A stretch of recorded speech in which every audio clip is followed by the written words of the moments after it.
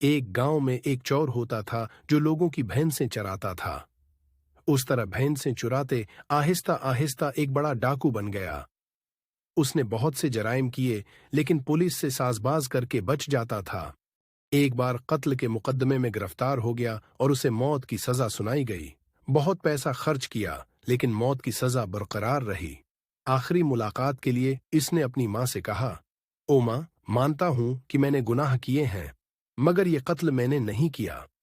माँ एक दरवीश के पास गई और उसे सारी बात बताई। दरवीश ने थोड़ी देर सर झुकाया, कुछ पढ़ा और माँ को जवाब दिया, अपने बेटे से कहो कि भैनस ने उसे मुआफ नहीं किया।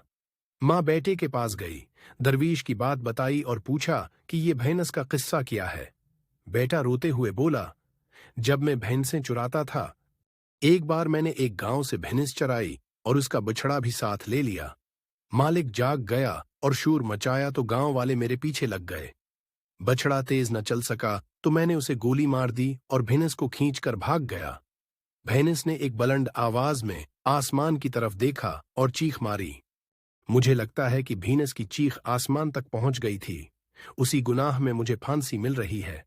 माँ ने बेटे से कहा, चाहे जानवर हो या इंसान, जब अल्लाह को फरियाद करे तो अल्लाह इसकी फरियाद जरूर सुनता है।